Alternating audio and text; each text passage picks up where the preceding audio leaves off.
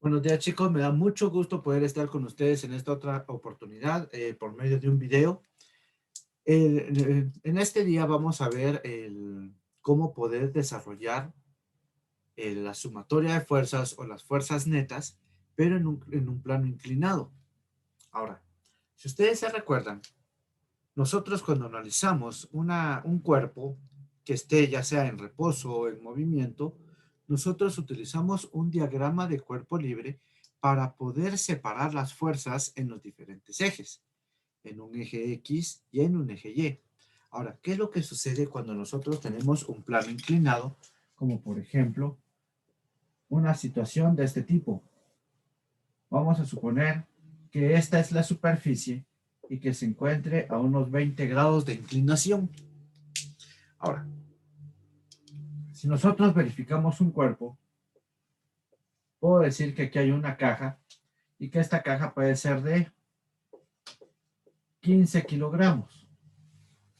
Ahora, yo sé que en esta superficie puede haber un coeficiente de fricción igual a 0.25, por ejemplo, el coeficiente de fricción. Ahora, ¿qué es lo que sucede con esto? Cada vez que nosotros estamos en una superficie inclinada, es como que ustedes se situaran en una bajada, en un carro con una bajada. ¿Por qué el carro no se desliza en la bajada? ¿Por qué el carro no se va en la bajada? Primero, porque el carro mecánicamente está deteniendo las ruedas, las llantas.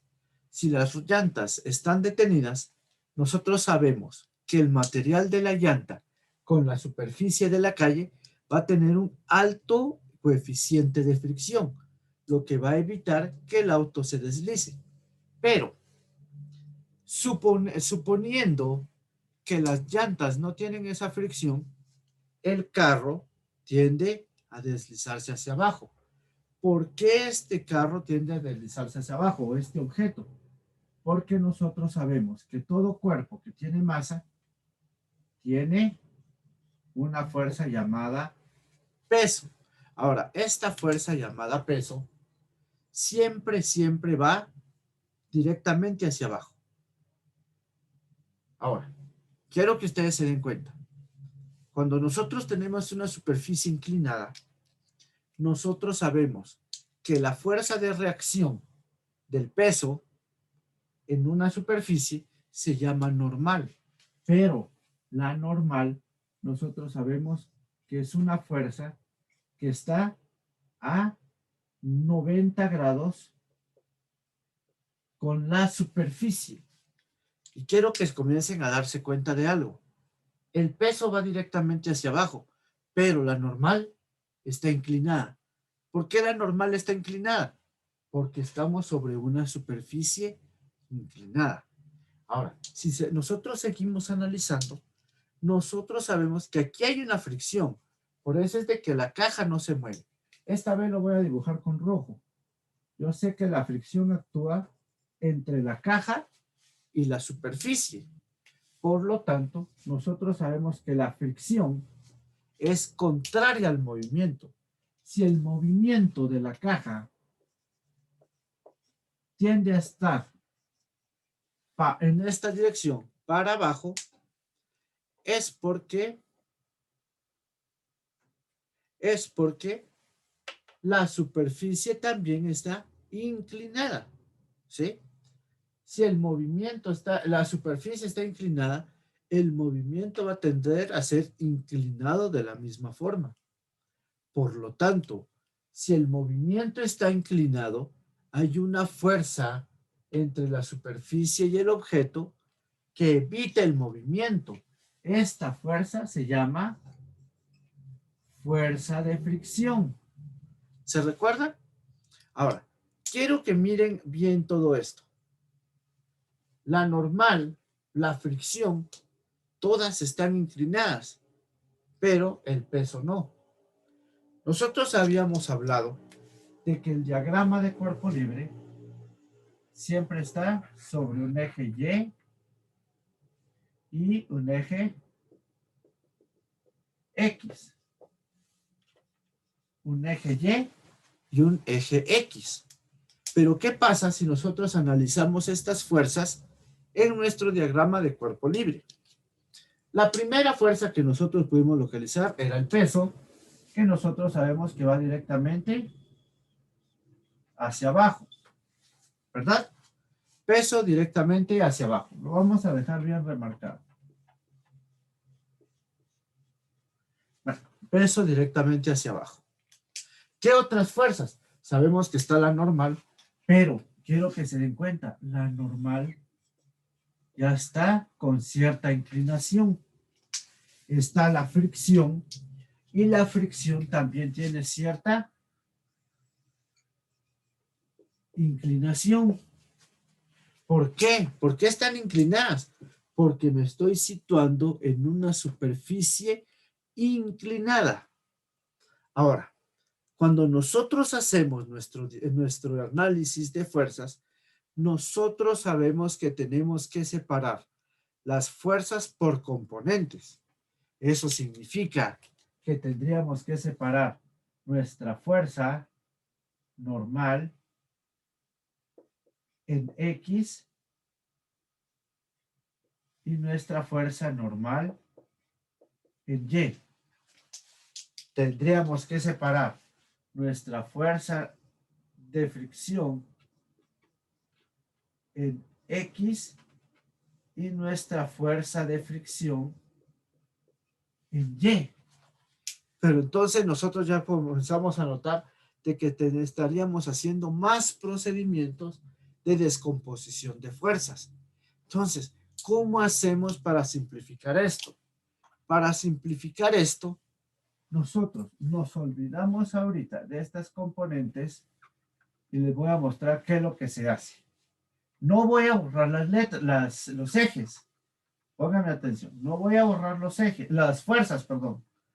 No voy a borrar las fuerzas. Solo voy a borrar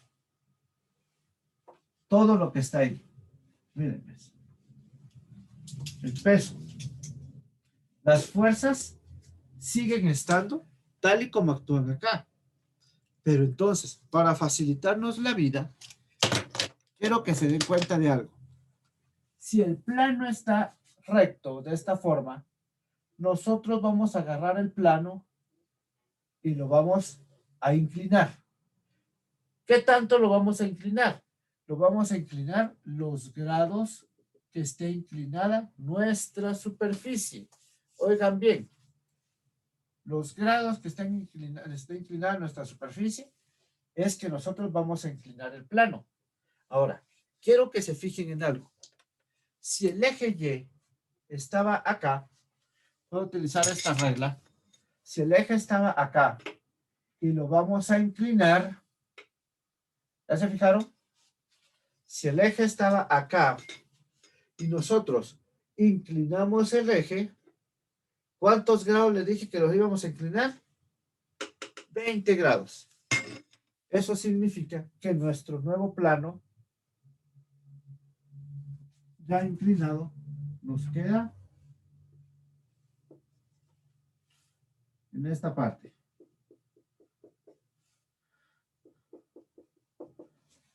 Un plano inclinado.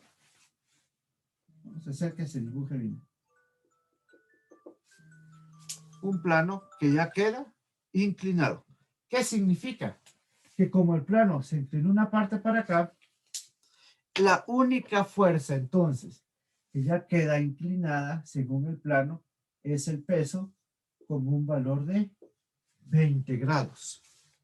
Ahora, ¿a qué me voy a enfocar en esta clase? No me voy a enfocar tanto al plano inclinado, sino me voy a enfocar en la descomposición de fuerzas. Oigan bien, pues, me voy a enfocar en la descomposición de fuerzas. ¿A qué me refiero con descomposición de fuerzas? Descomposición por coordenadas rectangulares. ¿Qué significa? Miren, pues, esta clase solamente es para repasar vectores. ¿Qué pasaría si yo tengo una fuerza en este tipo? Voy a empezar con una fuerza sencilla. una fuerza igual a 50 newtons y que esté a 30 grados de inclinación. Voy a tener otra fuerza que se encuentre en esta posición. A esta le vamos a llamar tensión. Sabemos que la tensión sigue siendo una fuerza también. Aquí le vamos a poner 75 newtons a un ángulo de 25 grados y vamos a descomponer cada una de estas fuerzas. Ahora, ¿por qué escogí una acá y una acá? Para poder hacer la descomposición de fuerzas, nosotros sabemos que el ángulo depende mucho en dónde esté medido. ¿A qué me refiero en dónde esté medido? Si el ángulo está medido desde el eje X, utilizamos una descomposición. Si el ángulo está medido desde el eje Y, nosotros sabemos que este es el eje Y, este es el eje X. Otra vez, si el ángulo está medido desde el eje X, con esta semicircunferencia, significa que yo las componentes rectangulares las voy a encontrar de esta forma. Yo sé que la fuerza es igual a fuerza en X más fuerza en Y. La fuerza en X, oigan bien, cuando está medido desde el eje X, va a ser igual a la fuerza por el coseno del ángulo. Y la fuerza en Y va a ser igual a la fuerza por el seno del ángulo. Entonces, atención acá, atención acá. Si el ángulo está medido desde el eje X, yo sé que la componente en X la voy a hallar con coseno y la componente en Y la voy a hallar con seno. ¿Cómo me quedaría? Entonces, yo sé que mi F en X es igual a la fuerza, 50 newtons, por el coseno de 30.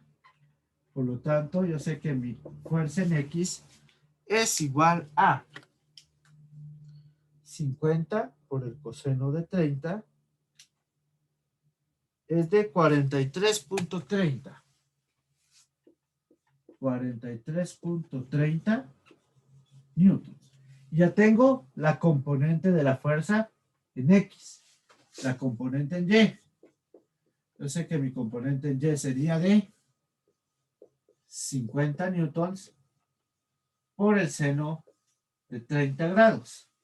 Yo sé que mi componente en Y sería de 25 newtons. Y tendría mis componentes tanto en X como en Y. ¿Cómo lo haría en un ángulo medido entonces desde el eje Y? En un ángulo medido desde el eje Y, yo sigo sabiendo que mi fuerza, en este caso le puse tensión solo para diferenciarla, es igual a mi fuerza en X más mi fuerza en Y. Ahora, pongan atención acá. Si el ángulo está medido desde el eje Y, yo voy a utilizar para la componente en X seno del ángulo. Y para la componente en Y, yo voy a utilizar coseno del ángulo. Atención acá, mucha atención acá. Si la fuerza está medida desde X, en X utilizo coseno, en Y utilizo seno. Pero si la fuerza está medida desde Y, en X utilizo coseno y en Y coseno. Prácticamente al revés. En X, coseno y seno. En Y, seno y coseno. Y el procedimiento es el mismo. Tensión en X es igual. ¿Cuánto es la tensión?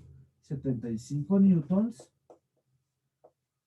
por el seno de 25. Por lo tanto, la tensión en X es igual a 75 seno de 25, 31.69. 31.69 newtons. Y nuestra tensión, nuestra fuerza o tensión en Y sería igual a 75 newtons por el coseno de 25. Por lo tanto, mi tensión en Y es igual a 75 coseno de 25, 67.97. 67.97 newtons. Entonces, esto es lo que yo quiero que ustedes realicen el día de hoy. Separación de fuerzas. Ahora, ¿por qué? Porque para poder hacer un diagrama de cuerpo libre y que esté inclinado, una fuerza, por lo menos una fuerza, ustedes van a tener que descomponer por coordenadas rectangulares. Entonces, es importante tener este repaso y saber desde dónde está medido el ángulo para saber cuándo utilizar coseno, cuándo utilizar seno. Porque si ustedes se dan cuenta, si un ángulo está medido desde X, utilizo las razones. Si el ángulo está medido desde Y, utilizo las mismas razones, pero al revés. ¿Ya se fijaron? Entonces, aquí vamos a dejar la clase del día de hoy y estén pendientes a la plataforma, porque en la plataforma voy a estar subiendo ejercicios para que ustedes puedan desarrollar estos contenidos. Bueno, chicos, que Dios los bendiga y nos vemos el siguiente día de clases.